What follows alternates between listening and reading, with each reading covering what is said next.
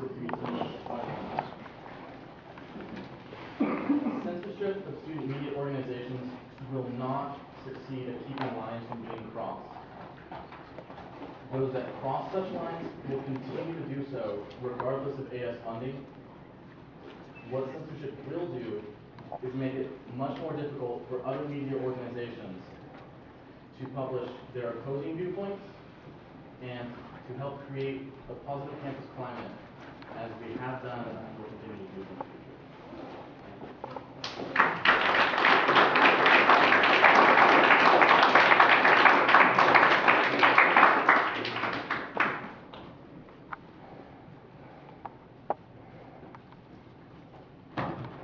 Good evening, ladies and gentlemen. My name is Adam Teitelbaum. I know a good chunk of you guys. I'm here, first and foremost, I want to acknowledge what happened on campus today and applaud everyone that was a part of it because it was, I got the chills, honestly, being a part of history, to be a part of history on this campus, and I thought it was a tremendous effort for creating an environment that is open and safe and welcoming for all people of all backgrounds, of all ethnicities, of all religions. So, as we say, kol hakavod, great job, everybody. So, a round of applause to you guys.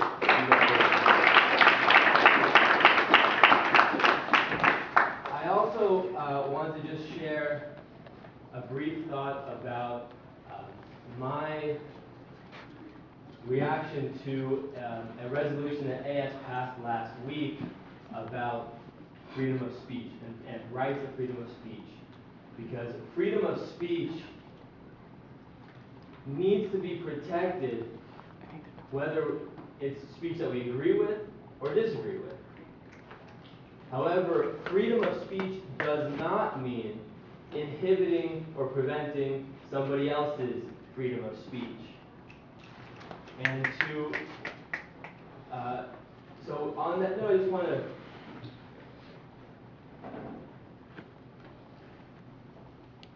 I'm sorry, I lost my train of thought. In light of being able to stand up for what we believe in and voice our opinions and share our thoughts and not worry about what somebody else is going to think about it or do about it or prohibit us from doing that.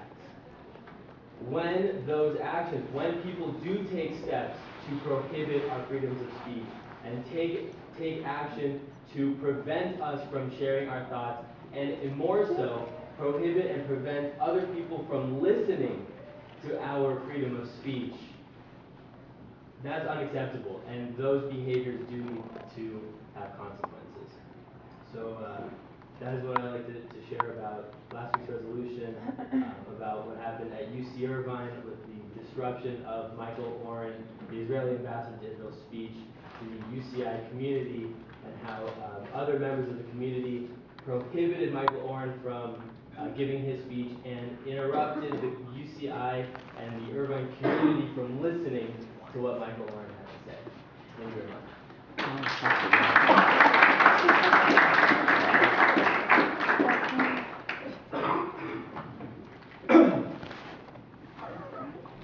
I want to address the recent defunding to all 33 media organizations on campus.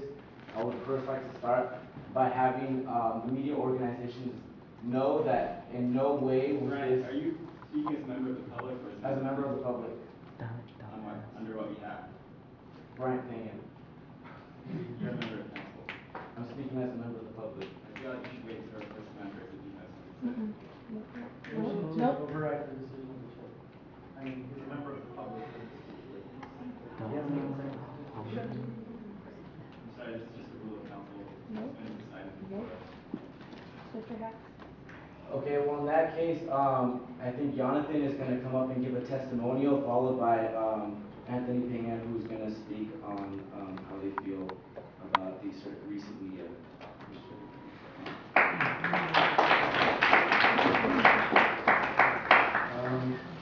Jonathan Seleshi. I prepared a poem, and this is written last week when I was in a really hard place. So forgive me if I insult to anyone, but I just felt that these feelings of pain need to be expressed because this did harm me and this did harm not only my people, but everyone who's a student of color who's at a disadvantage on this campus. And so, with that, I'm going to read my poem called Realize. I'm sure that this has all happened in the years before. Undetected, it slipped through the morals of most.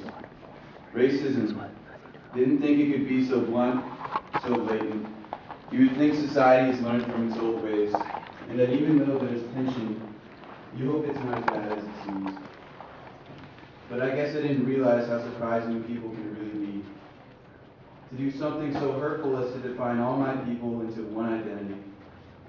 At a time in which we celebrate the many accomplishments and struggles that my people have had, and obviously we still face these battles, when people can equate celebrating stereotypes that are upon us and call that honoring my people's history. I just really didn't know what to do when this all went down, so I began to write, hoping it would give me some peace. It's funny, I barely went to my first spoken word just recently. I told myself, wow, that's so amazing, and then I want to try that someday. And so I wondered what I would ever write about. Would it be love, pride, loneliness? No. It would be none of these. Because fast forward the clock by around 2 weeks. And here I am talking to you all, hoping you realize how the injustice of racism strikes my soul. I mean, I'm from Africa originally, so I can't claim greats like MLK, Rosa Parks, or so many others, and say that the generations that came before mine that fought so hard because they weren't in this struggle for the rights of my people here in America, but I can feel insulted over the fact that the steps they took to form a better world for their children and those who would come here weren't enough to reach the goal they wished to pass on to their offspring. And I have now begun to realize how fallible my image of America was for something like this to take place in this day and age. It is my pain, my anger, and my pursuit of justice which flow onto this paper and make the words to this rhyme. And I felt that I had to write this not only because of these emotions and goals, but also because I knew that I had to find another way to express these feelings, because I'm going to be honest here, if I didn't, I'm not so sure I can handle the burdens I already have and the sorrow of this past week. So as I'm writing this, I realize that I'm getting a little better. But I guess it's going to take time to realize that I have to leave this in God's hands and love those who did this. It's really a hard thing to do and it's killing me. But I guess in that sense, even if I held it all in my body, mind, and soul, that would have just killed me sooner than if I had given it over to him before. Because I know that he told us all that justice is his and his alone, and so I'm trusting that God will give me the strength and time to forgive. So all these pressures of being a good student, faithful Christian, and a grieving person are all bearing down on me. But like I said, I'm a man of faith, and I realize my God will give me more than I can handle. And so I guess that is something to take comfort in the future. Near or far, I'm not too sure. But for now, I know that people need to realize that this is a big deal. Especially when I may sit next to students who think it is okay to harm me and just walk away. Or when they say they understand, because I know that they can't even begin to fathom the depth of my pain. Because thanks to a diversity requirement that I took last quarter,